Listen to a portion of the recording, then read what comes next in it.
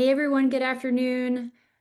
We are just starting to kick off our Avant-garde Health CMS team collaborative webinar about turning CJR and BPCI into team wins. So lessons organizations have learned in prior CMS bundled payment programs and how they're applying those best practices into team specifically.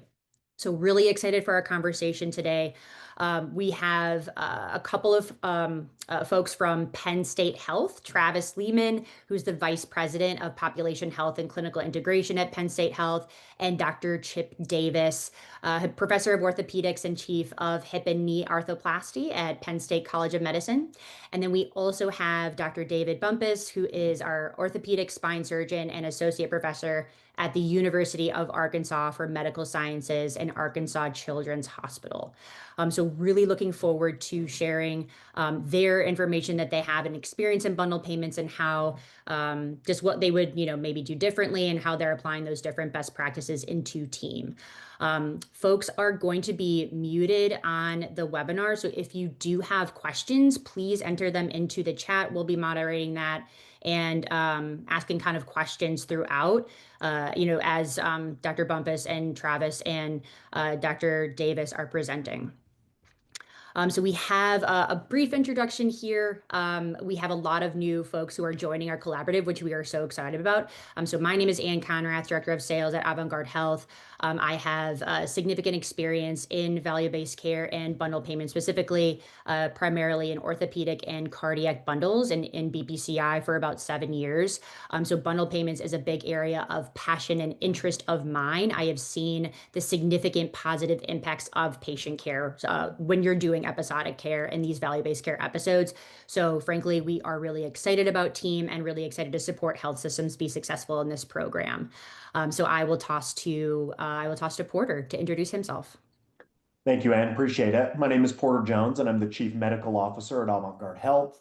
I as well have spent over a decade in value-based care and have overseen bundle payments from an administrative aspect as well. So great to be here and excited for the discussion today.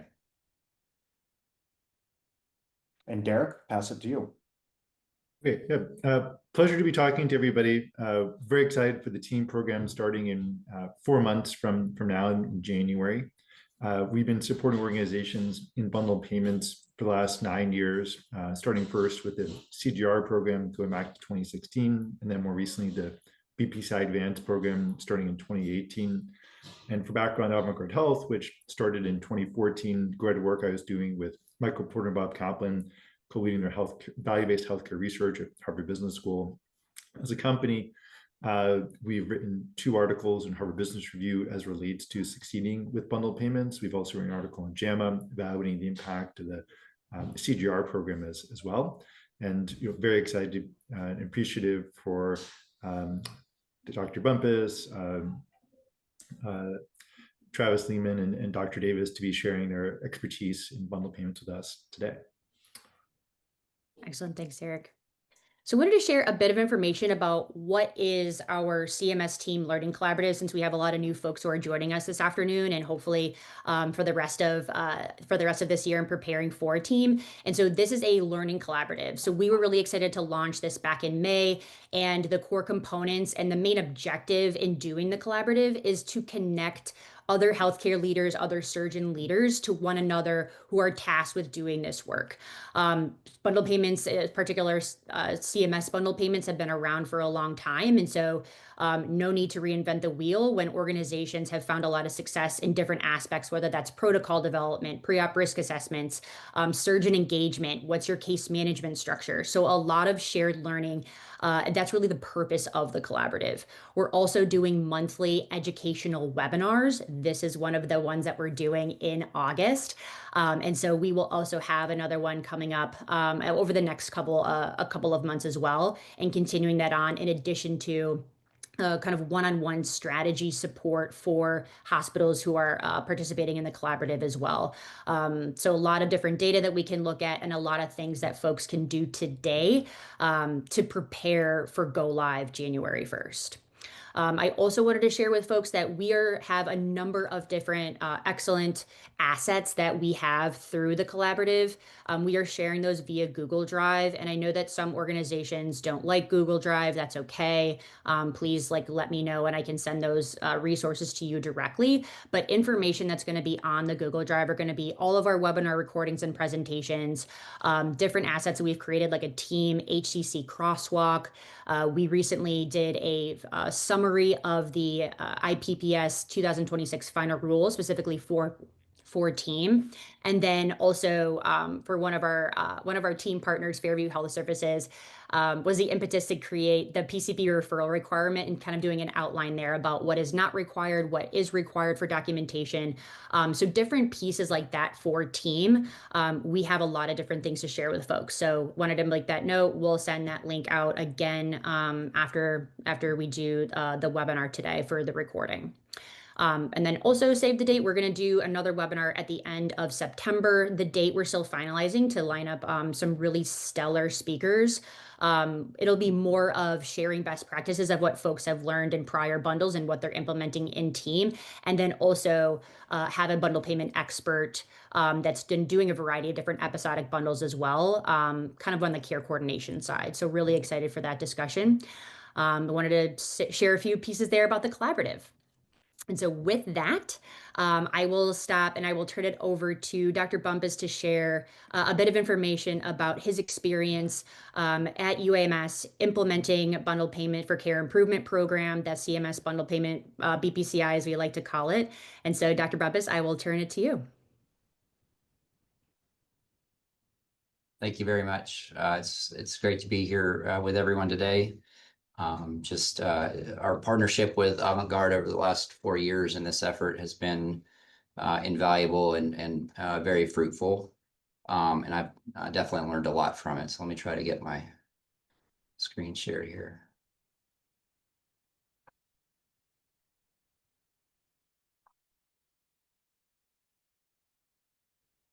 All right, great. So just wanted to take a few minutes and share our experience. Obviously, this is somewhat unique to us, but try to provide some lessons learned and suggestions that might be applicable in multiple settings and multiple different medical specialties. So just an overview of who we are and kind of what our specific landscape was as we faced BPCI. So we are the only adult level 1 trauma center and the only true tertiary or quaternary referral center in our state. It's a large state geographically with a relatively small population. So patients have to travel from quite a far distance to reach us. It's, when they go home after surgery, it's hard to just get people to drop by the office, to check on a wound or something like that. So we have to be very thoughtful and strategic in terms of how we deploy our resources and also the patient's resources through surgical follow-up. And we are in the rural South, so unfortunately, we rank quite low in overall health rankings. And so I pointed all these things out to say that if you were looking at a center that is just going to be a total setup for a win in some sort of at-risk or value-based plan, we probably wouldn't be your first choice. But this is who we are, and this is the challenge that we faced. So our decision to participate in BPCI Advanced came in 2021. It was very much a top-down decision where literally on the spine service, we got an email one day saying, hey, you guys are going to do this bundle thing. And we said, okay, we will do our best. And so, that's really how this kind of kicked off. But it was an opportune time. Obviously, this is coming out of kind of the first, phase of COVID. And we had an opportunity and we had a desire to really improve our care delivery in several areas in the hospital, specifically in spine. And we felt that this would be an effort to be done in parallel. And we actually had a strong chance for success because of some of those early quality improvement efforts for other initiatives. And we also felt that there was going to be more of this coming down the road and we ought to get ready for it. And this was a good opportunity to sort of get the house cleaned and be ready. We've got quite a rainstorm going on today. So if you guys can hear rain in the background, I apologize, but I can't do anything about that at the moment. So our specific challenges and opportunities in this setting, again, we had a relatively unhealthy population that we're treating. often the patients that come to us are the ones that have been turned down at most of the other private practices around the state. And so we're doing a very high volume of revision spine surgery, complex deformity surgery, and surgery for myelopathy, and where there's cord compression. And those patients, the reason I mentioned those specifically, they are going to be at a high risk to need to go to post-acute care spinal cord rehab. And that is a definite factor in this patient population and in any type of payment bundle. We also were opening our new spine hospital, and this was a real opportunity because it would be a dedicated building focused specifically on orthopedic and spine patients. And we felt we would gain a lot of efficiency here, particularly in length of stay and just the attentiveness and education of the nursing staff towards this specific patient population. So our initial organizational structure, again, we're an academic center, and so you do have the traditional academic alignment with the departments of both orthopedic surgery and neurosurgery with spine surgeons in each one. However, we had a hospital service line model, and so all spine surgery more or less resided within a neuroscience service line, which at the time was led by our chairman of neurosurgery in conjunction with a service line administrator who's an MBA. And then we named two co-directors, two surgeons, one orthopedic, one neuro, to bring both halves of the team into alignment. Our first step was that we needed to build the team. We put together a committee, and in addition to the surgeons, we had a data analyst, we had nursing directors, actually one on the orthopedic side and one on the neurosurgery side initially, and we involved case management from the beginning. We began to meet monthly. At the same time, we were preparing for our effort to gain Joint Commission certification for spine surgery. And so, as I said earlier, this was really a parallel effort, and that made us more efficient.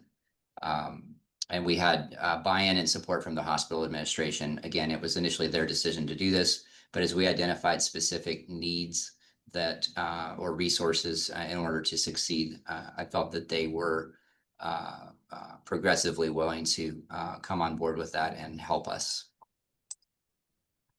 Our overall strategy, really, I felt, and kind of looking back at this and preparing for this talk, it really was four decisions or 4 focus points. Number one, the surgeons had responsibility to really start making better decisions on who to operate and what surgery to do. And pre-op optimization was a huge part of the subsequent success that we had, focusing specifically on diabetes, obesity, and bone quality as modifiable risk factors. And then secondly, surgical efficiency. So we are a teaching center. You want to give the residents and fellows appropriate latitude to operate, but at the same time, there was, I think, sometimes a willingness to let them sort of quote unquote struggle while you did something else, and that used a lot of valuable operative time. So keeping in mind that we did need to teach our trainees, we really focused on decreasing in-room time and the expense that comes from that. Secondly, we really wanted to focus on our preoperative education. We had some amazing nurse leaders and nurse educators who helped us put together both video and printed materials. And we continually update those and continue to do that to this day. And involving not just the patient, but their family, really making it a requirement that they bring a family member with them to the appointments, and that everybody's on board with kind of how the post-operative plan would go. This goes very much in conjunction with point 3, which was reducing utilization of post-acute inpatient care. So with our research and other people's research that has been published, the post-acute discharge, inpatient discharge is really probably the biggest modifiable cost in a bundled situation, and we realized this early on and made that a huge focus point throughout the course of this participation. And second, and lastly, I just wanted to minimize our complications as much as possible. So we engaged with a third-party vendor that was doing a lot of phone follow-ups with patients in addition to our nursing teams.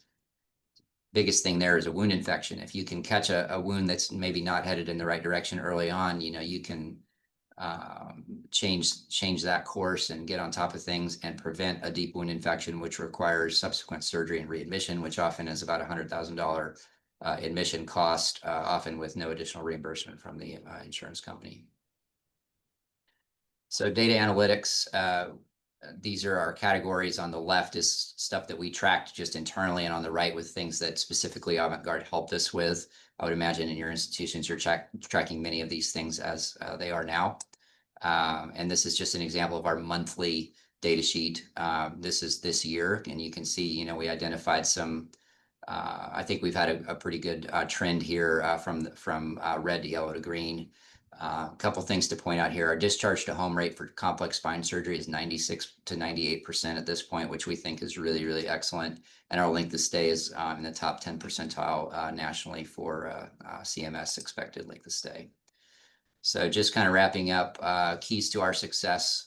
We had buy-in from both departments and cooperation, which was initially a challenge in some areas, but improved over time.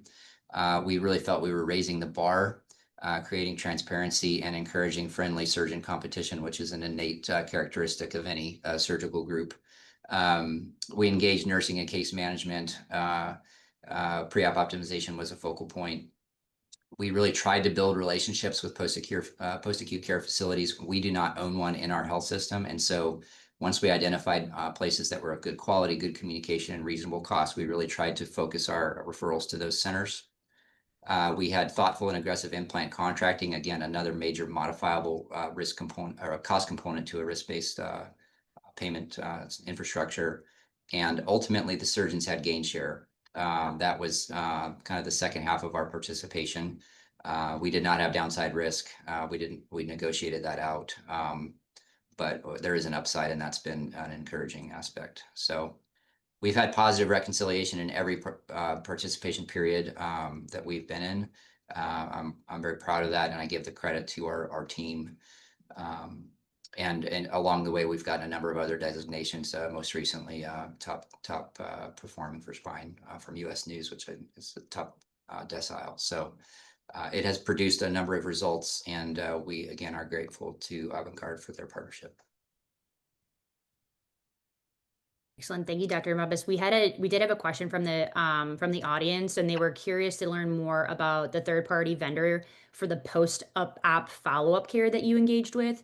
And they were curious what kind of services did they offer that your clinical team couldn't?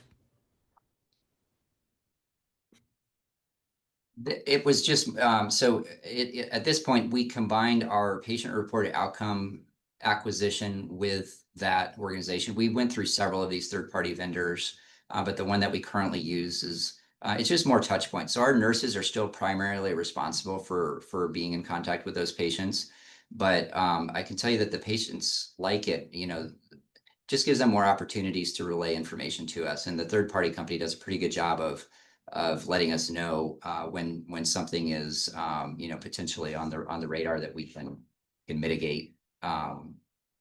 Stop my screen. And so that's been helpful. So again, we're not offloading that out of our clinical infrastructure, but sometimes our nurses are pretty overloaded, and so it's just been a nice resource. Excellent. Thank you. Wonderful. And then we'll kind of move into additional Q&A that we're excited to get your opinion on for a couple of questions that we had, Dr. Bumpus. So you were saying that with BPCI, that really forced UMS to kind of clean out the closets and become more efficient across all payers, not just Medicare. Can you share more about how that actually played out in the spine program? Yeah, I think really every single surgeon had a totally different practice infrastructure in terms of how they communicate with patients, what their indications for surgery were, what their algorithm was for getting someone ready for surgery, what implants they used, why they used those implants. Nobody had any idea how much any of their implants cost. And so, as with so many other things in a quality environment, once you just put the attention on it and put the spotlight on it, and so many things begin to fall into place just with that visibility. And there was a concerted effort to have a much more standardized preoperative workup and preoperative education. And obviously, everybody has, my practice is very different from some of my other partners and theirs from mine. And so we found like you can't micromanage this to the most minute details, but there are some pretty evidence-based overarching principles. For example, BMI, optimal hemoglobin A1C, optimal DEXA scoring, and whatnot that everybody really should and did agree on, and that I think was key. Interesting. So it's just more about creating the criteria for each of those. Not some of them are comorbidities, but just kind of other patient conditions. And I know that the pre-optimization piece I know has been a real challenge to get surgeon consensus. I would love to hear kind of what that process looked like for your team of surgeons and how you got buy-in there, and then ultimately consensus and accountability. It was a real culture change, and again, this was a 4-year process, and some of this was already going on before that. But I would say there were some people were saw the light earlier than others on this, and came along a little bit more willingly. But once we changed kind of the momentum, and people started to see the benefits of this, we had less wound infections, less readmissions. I mean, that's less work for everybody to do, and Yeah, every surgeon hates complications and doesn't want to see those. And so once you of begin to course. see the benefits, I think the momentum switched, and as I said, then you didn't want to be the outlier on the bad end of the bell curve. Hmm. And we showed the data, put people's names, and there were things I was great on and other things I wasn't great at, and I didn't like when those slides were shown. So, Hmm. but even as simply as this pedicle screw from this company costs this amount, and this one costs this amount. So some days you may need the fancier, better screw, but when you don't, then use the cheaper one. And just simply, we had a little card even with what the most common implants cost, and then you could pick your box of parts for your surgery based on an intelligent decision process. Hmm.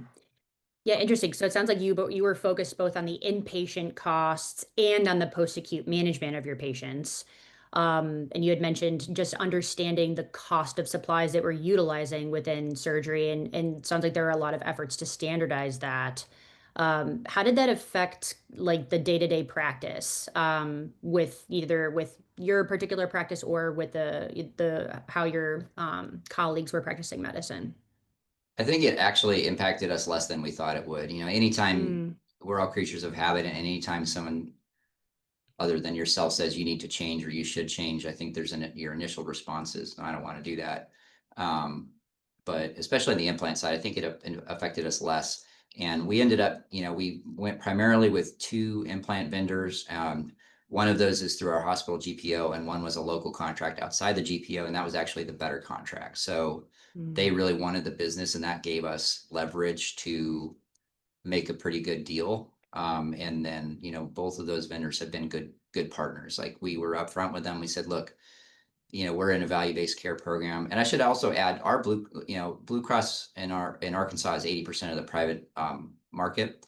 And they were wow. moving quickly towards a value-based, like a mandatory value-based model for surgical services right before COVID. And so that was the context that Wow. we saw some urgency here. Um, so that's, we were upfront with the vendors. We said, look, guys, you want our business, and we want to give it to you, but this is the reality of our situation, and can you play in this environment? So Mm. Yeah, it sounds like that strategy absolutely worked in your favor. There are a couple of questions from the audience. One of them is, did you engage pharmacy at all as a part of your model?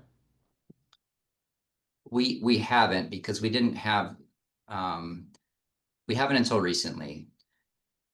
One thing we still really need to work on is the bone density optimization. I don't think we've been aggressive enough with the anabolic uh, osteoporosis drugs.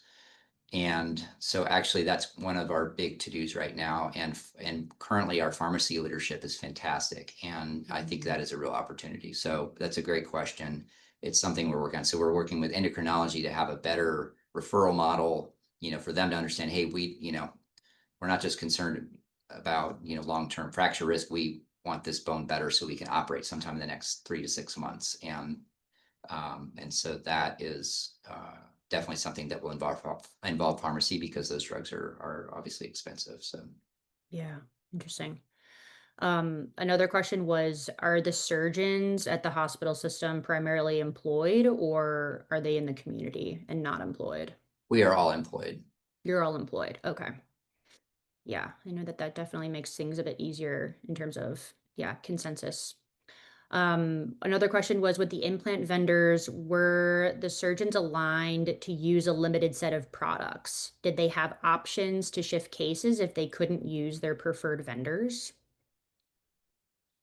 Yeah, our two main vendors are, I think at this Mm. point, there's probably three companies that have the most comprehensive portfolios, and we had contracts with two of them. Actually, now we have the third one as well.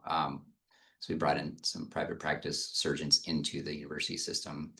Um, so you could use pretty much anything. You had everything you needed at a pretty high quality. I didn't think we were sacrificing on we Quality. were not using cut rate implants that would take away our capabilities to do complex things and things at the cutting edge. In fact, it actually, we ended up getting, our robotics program up and going through these contracts as well.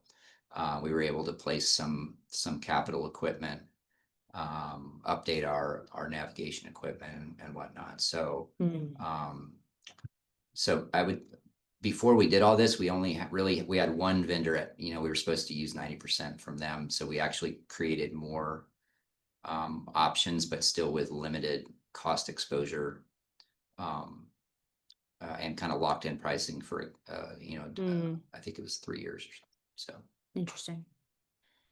Another interesting question that we got from Dr. Cowan, and she said, "Do you have a significant drop in volume with stricter patient selection criteria?" I'm so glad you asked this because I think this is like a big fear Mhm. that I know I've heard in talking with surgeons about a pre-optimization and that they want to keep your schedules full. Understandably, we don't want any gaps in the schedule, and so yeah, I would love you to comment there about either addressing those fears and also like what was the reality in terms of volume, if at all. Yeah, we've all actually gotten busier through this, and I will Mm. qualify that by saying that our surgeon team at this point, we're all. I hope I'm still young. Maybe I'm not. Maybe in the middle of my career now, but we were all at the kind of the front half of our careers, and still in that building phase. Even through COVID, we increased our volumes, and especially when we can stand on the outcomes. I think patients, very quickly figure out they're being taken care of well. And I think that has been to our benefit in the community that we have a thoughtful approach to this. So I would say, maybe there was an initial little blip for a few months, but once you kind of get the pipeline going and you have a team around you, particularly the mid-level providers and your nurses that are helping move these people through these pathways, and a good non-operative sort of intake funnel. Um, I think it behooves you to do it, and at the end of the day, good outcomes create good word of mouth referrals. Exactly.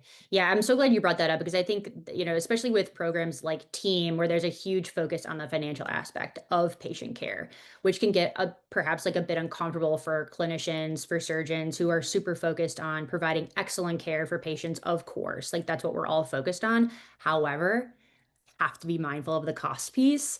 And looking at that on the pre-optimization side for it's, and I think that even using the terminology, I think is sensitive as well of patient selection or, those types of phrases. And that's not what the work is. It is that, getting patients in the best possible place for surgery, as they possibly can. So I'm really, yeah, thank you for answering. Another question that we had gotten as well is how do you engage with the post-acute partners regarding these programs? So, Dr. Bumpus, if you can speak to any skilled nursing facilities or home health agencies that UAMS specifically partnered with and what that experience was like.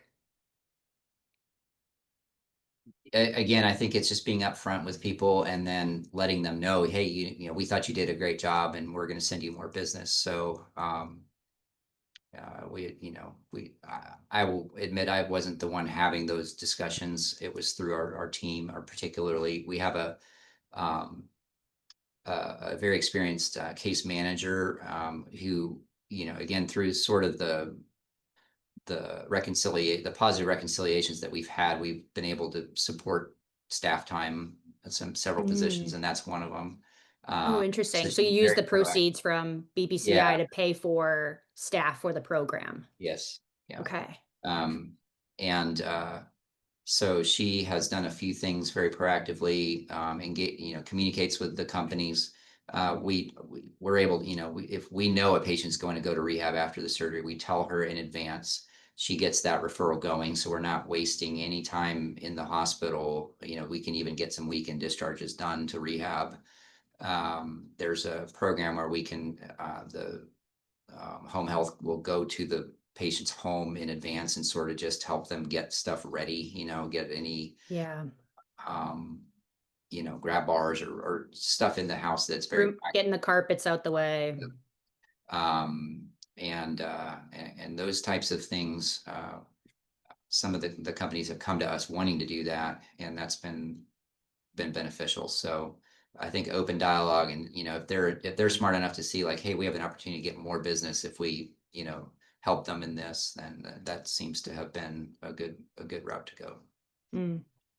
And then on that same topic, since you're using the essentially like the bonuses from BBCIA to pay for staff to support the program, a question that we did receive was, did the health system do an ROI analysis of the costs, kind of to do the program versus the return, which I think is like a good, interesting question because it's, well, BBCI was voluntary, but with the mandatory program, um, they're always kind of assessing whether these types of episodic models actually do decrease cost. But yeah, I would love to hear kind of how much, resources that you ended up having to spend versus what you did receive in return financially from the program.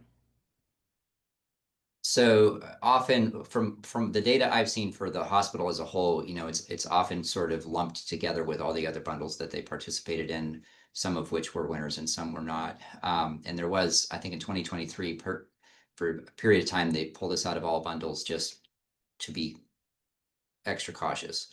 And Yeah. we went back into the ones that we were doing well in, and spine was one of them. And so overall, with all the bundles, I can't really speak directly to that, but for spine, I think that our reconciliations have exceeded our direct, costs that we incurred to make this happen. How much that is, and at the end of the day, was it a drop in the bucket or a little bit more? I don't know. But again, for me, I think it's more we know how to do this now, and B, it did make us better. Hmm. And so I think that's probably the value that I see. Again, we had a little bit of gain share, but it's not, it's a nice pat on the back, basically, I think. Right. Yeah, it's not why you're doing the work. Correct. But yeah, the ROI, I think, for spine has been quite good. Yeah, I'm so glad that the question was posed and that, yeah, you responded and addressed that, because I think that's I think certainly the pessimistic view of programs like Team that are coming out, where they're continuing to try and ratchet down the cost. It doesn't feel like, it feels very anti-provider. A lot of comments I've heard from that, and so really glad to hear that. Yeah, it's better for us as patients, and you've witnessed that in terms of the outcomes and the hard data there. So. Dr. Bumpus, thank you so much for your presentation and for your comments. Really, really insightful and sharing your expertise with folks. Porter, I will toss to you for getting Penn State queued up. Wonderful. Dr. Bumpus, Ann, appreciate it. This was very insightful, and congratulations on all the great work that University of Arkansas has done. I mentioned to Ann before, I said University of Arkansas has to be one of the top institutions in regards to BPCI and the success they had. So really appreciate you sharing those thoughts and your successes. Um, really excited now to turn the time over to Travis and Dr. Davis. Excited to hear a bit about the work they did in CJR. And Penn State is going to be a great participant in the CMS team program as well. So they are beginning to put those, organizational structures in place, begin thinking about how to be successful as January 1 quickly approaches. So very excited to hear their experiences from the past, how they're implementing those experiences to be successful in team, and turn it over to Travis and Dr. Davis. Thank you. Thank you, Porter. So go ahead and share my screen. Okay. So just an overview of Penn State Health. We are located in the central portion of Pennsylvania. Penn State University is pretty much right in the middle. Now our academic and community medical centers are about 100 miles south in south central Pennsylvania. We are surrounded by competing health systems, so that's a slightly different angle today than where we were a few years ago when we were participating in CJR. We do have an academic medical center, that's Milton S. Hershey Medical Center. That is where we've had the most experience in BPCI and CJR. We now have going into 4 community hospitals. We do own an inpatient rehab hospital, so that's important when you talk about bundle payment programs. We're about just south of 200 physicians across these 8 counties and roughly 21,000 employees. And so, again, we have 4 of our 5 hospitals mandated to participate in CMS team. It's going to be a different approach now that we are, I think, a more mature health system. So we're really going to rely on the service lines that I talk more about later in how we develop the structure to be successful in team. But with that, I'll turn it over to Dr. Davis to talk about our success in CJR and how we're going to leverage that moving forward.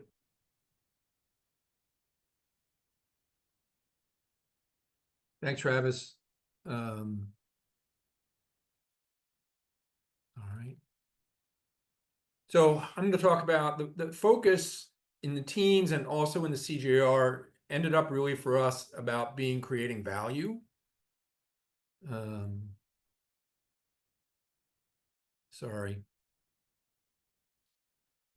Yeah, I think if you just click on the slide, perfect. Yeah, I tried that. It didn't. Oh, there we go. So I'm an employed surgeon.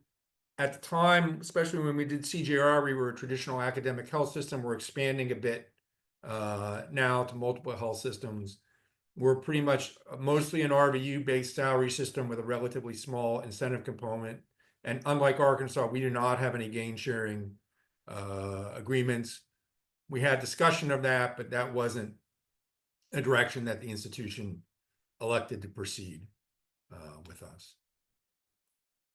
So just focusing on the team bundles and what to expect based on our CJR, certainly particularly in the hip and knee replacement, I think also in the hip fracture world, it's really trying to reduce discharges to nursing homes and rehabs. And the way you do that is by optimizing the patient recovery. So again, that was really our approach, was how do we optimize the patient's recovery so they don't need to go to a SNF or a rehab after surgery. And for those patients who need to go, you want to try to manage that length of stay. So on the hip fracture side, it's more about managing the length of stay than making it so patients don't have to go, because most of them are going to still go to SNFs and rehabs. It's an unexpected event. They tend to be older, less healthy patients. Additionally, decreasing readmissions, because that also contributes to the costs in the bundle and complications.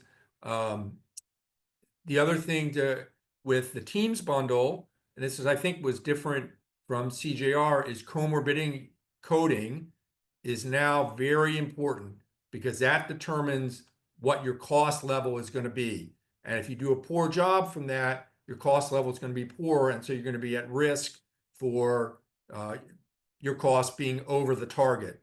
And if you do good comorbidity coding, your target will be higher, which will be an advantage. A key thing to consider, and this is a different way of thinking, is that length of stay actually doesn't impact the bundle performance directly, right? So there's not an increased cost to Medicare if your patient stays 3 days instead of 1 day. So there is an argument that if you can have the patient stay an extra day or 2 and avoid a SNF or a rehab admission, that from the bundle standpoint, at least, that can be a big advantage. Now, recognize there's other costs that go with that. It depends on your hospital's bed availability. It is a little extra cost to the hospital early on, but still, you may come out more positive to keep selected patients an extra day or two if you can avoid a SNF or a rehab stay. And so that's one of the things to think about. And I don't kind of make a huge deal about that, but we will do that occasionally. And the other thing to remember is that the quality measures matter. So you can do as well as you like, you can manage all your costs, be well below the target for your costs. And if you don't meet the quality goals, then you're not going to get an incentive payment. And so it's really important to keep that in mind, because you may do great work and still not get an incentive payment.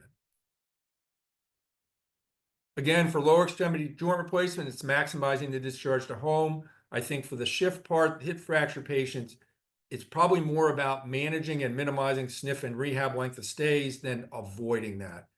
And Dr. Bumpus was talking about this, but the question is, how do you manage those SNF and rehab length of stays? We don't own any SNFs. We do have part ownership of a rehab, but we now have teams at those sites, even though we don't own the sites, that are employed physicians for our group. So we're hopeful that that will help with the management of the length of stay. There's a lot of materials here, but these are the things that we focused on to try and improve the patient outcomes. A lot of it was interactions between the surgeons and the anesthesiologists, getting great anesthesia during the surgery, managing pain really well after surgery, limiting narcotics. We set patient expectations, telling them when they would go home and that they needed to go home. And there's good literature data that they do better if they go home. So we would use that to explain to the patients why that was the best choice for them. We would start therapy on the day of surgery. We had therapists who stayed late, so that also helped their recovery. And again, we reviewed the data with the patients that there were fewer readmissions and complications if they went home, because some patients want to go to the SNF and rehab, and so you have to kind of redirect their thinking a little bit that they'll do better if they go home. And again, it was orthopedics, anesthesia, therapy, nursing, all working together to make this better. And this slide, Porter put together, but it talks about the comorbidity coding. And again, this wasn't something we had to think about the last time, but it is really something that I think you have to think about now, because you can, in this case, a patient with a CKD and diabetes, it was $2,600 more per case as the base cost than if you didn't document those things. And so this can have a really big impact. This just shows briefly what we did with CJR. And again, you can see the percent inpatient rehab between the year before and the first year of the CJR, and SNF usage and the readmissions. And you can see our performance to target improved dramatically by the approach that we took. And we ended up with an incentive payment every year that we were in the CJR to a total of $1.7 million in incentive payments that we got back. We've continued that progress even though we're out, so you can see the change in length of stay. That's a marker, I think, of patient recovery and optimizing patient recovery. Again, that doesn't directly impact the bundle, but it's an indicator, I think, of how well patients are doing, which impacts whether they go to SNF or rehab or they have a readmission. And this shows discharges on the day of surgery. Again, just another way to show the improvements in patient recovery over time. And again, this is not an outpatient surgery center. This is at our main academic hospital. This is our discharge to home for Medicare patients. So similar to what Dr. Bumpus was mentioning, we're at 94 to 95% of our patients, Medicare patients, that are going home after hip and knee replacement. And that's, I think, where we want to be. It'd be great if we can get to 97 or 98, but I think we have done a good job of making it so that the patients are ready to go home. And this just is a lot of data on how we did. The length of stay was down. We improved our discharge to home. Our infection rates were down. Our readmissions were down. So again, optimizing the patient's recovery was the key to our success. It did benefit, even though we weren't on gain sharing, This did benefit the physicians as well. So we had fewer patients in the hospital, fewer complications to deal with, less work to manage our post-op patients because they were doing much better patient satisfaction, which was important for marketing and driving referrals to the service. We did not have an incentive or gain sharing program. The Teams bundle does permit that. You may want to consider that. The work to make this effective does require time and effort. There's an argument that it's fair to reward for improving margins, and it incentivizes physicians to improve value. But it may require an alternative thinking for incentive distribution. I'm an academic physician, so it's not coming to me, it'll come to the department, and I think that's great. And we can use it for research, and we can use it for equipment and other things that benefit the group. And the hospitals are generally, a little bit more open to that than money that's going directly to the physicians. So I think it's just to summarize how to be successful. The key is improving patient outcomes. That works for everybody, that worked for the patient, that worked for marketing, that worked for the physicians. Maximizing discharge to home, keeping rehab and SNF stays short, avoiding readmissions, documenting the comorbidities, and achieving the quality goals. Thanks so much. Wonderful. Thank you, Dr. Davis. Thank you, Travis. Again, congratulations as well for the great work in CJR and for the preparation that's gone into the CMS team program that you'll be participating in. I have some questions, but there are a few questions that I'd like to get to very briefly from the audience. One question is around your reduction in SNF and IRF utilization, and how has that impacted and has that increased your home health utilization for those particular patients? No, it really hasn't. You may have noticed on the slide, the home health utilization actually was really quite low. It was only 1 or 2%. Almost all of our knee replacement patients, for example, go to outpatient therapy. So that is a cost to the bundle, right? And so that is something that we can relook at and reconsider about whether more patients can do it on their own instead of going, but it was outpatient therapy. Our hip replacement patients generally don't get outpatient therapy, so they manage it at home. And we do not use home health very frequently otherwise. Great, thank you, appreciate that. And then another question from the audience, another pharmacy question. And the question is, how has pharmacy engaged in updating those protocols when it comes to pain management, if at all? Yeah, so most of that is driven by our folks who are working on the floor managing the patients more than a direct pharmacy connection. We do have a direct pharmacy connection for things in the operating room. And the anesthesia team does blocks and things for pain control for us, and that really helps all the other issues. But we don't have as much of a specific pharmacy role at this point. Great, thank you. And then I wanted to hit on a few things that you had touched on that I thought were quite interesting, specifically starting with the idea of keeping a patient a day or two longer, increasing the length of stay to avoid the overall SNF or IRF placements.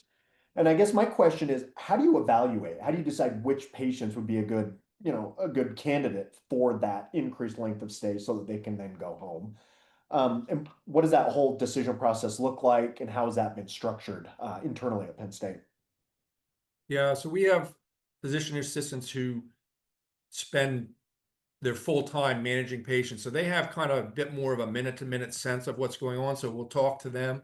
We talk to the therapists. We see how the patients are doing in therapy. So if they're not walking at all in the first few days, the chance that they're going to avoid sniffer rehab is pretty low.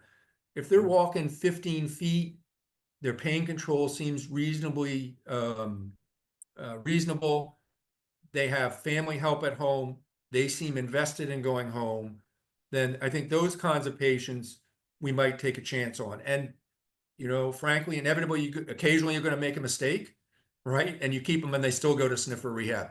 You want to keep that number really low, but that will occasionally happen. But I think that partly it's, again, how we assess them preoperatively, how much narcotic they're needing, how they're doing in therapy, and how much family involvement they have is a large part of that. That makes sense. Yeah, that's helpful. So question for Travis then, how do you delicately balance this when you're looking at patient flow, internal cost for the hospital, bed utilization? How do you engage and make sure that there's the appropriate balance there from a system perspective? Yeah, lesson learned here, right? In previous bundles, I think it's just bringing all the right people to the table, to be clear and transparent about what we're trying to solve versus siloed goals. That would include your care management, your discharge team, therapy, transition of care team, and making sure that we don't have conflicting priorities, right? That we do understand that provide clarity to those care teams, because that gets challenging on the day. Then I think you lose credibility about what you're trying to achieve. So it's having that top-down direction. But really, what we're now looking at as we've formally brought the various players to the table is looking at the bed capacity in real time and weighing against projected SNF costs. And so I think there's a lot of financial understanding that goes into this, the big picture. And that's, I think, is just the impasse and where we are with value-based care and fee-for-service. And I love these models because it's a very transparent way to understand that and boil it down so everybody along the care continuum can understand that. Great. That's great. I appreciate that. Wanted to jump in briefly into protocols. The collaborative as you know, has discussed a lot about the protocols that are created. What is the best process? You have two different bundles. You have hip and knee replacements, and then you have fractures. I know within Penn State, your fracture team is much larger, gets to 25 providers, where your hip and knee group is somewhere around 3 and 4. Would love to understand how you deal with that internally when creating protocols, looking at the difference in the size of teams, the difference in the way people practice, and how you're accounting for that to make sure that you have these standard protocols, but they're being developed in a systematic way internally. I think we're still working on developing that, honestly. A number of the parts of that are critical for the discharge planning, I think therapy, pain medications, those are all managed within the orthopedic team. And so we'll try to standardize those within orthopedics, standardize that with the residents, who frankly are doing a lot of that management for us, and with the APPs that we have on the floor.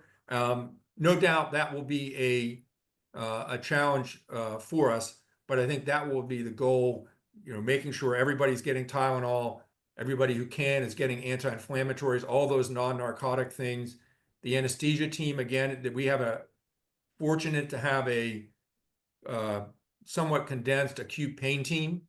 And so having the acute pain team involved, doing those kinds of blocks and things, but no question, it will be a challenge. We've talked about trying to organize all that into one small provider service, but we haven't really been able to achieve that yet. Yeah. So let me throw that over to you, Travis. When you're looking at narrowing that provider service, how do you think about that? Has there been some framework developed, or is that still in process? It's still in process, but I think it's a really great experience right now for our health system. Again, going back to kind of the value-based principles, and that this time around, we have service lines that are mature. We have more hospitals. So what I've noticed early on is how some of those service line leaders are engaging with different teams across the hospitals, and they're picking apart like best practices. And I'm really excited to see how they all come together to develop some core principles and still allow for those unique aspects in the academics, as Dr.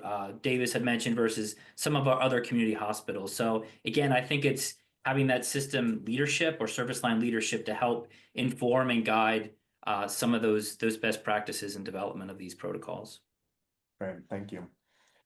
Let me jump over. I'm sorry to the group. I have not kept up on the questions from the audience, but we have a question in regards to pre-op optimization and outreach. Would love to hear what Penn State is doing in regards to that, and how does that fit into preparing them to go into a specific post-acute care facility? you know, preparing that patient before they even come to the hospital for their procedure.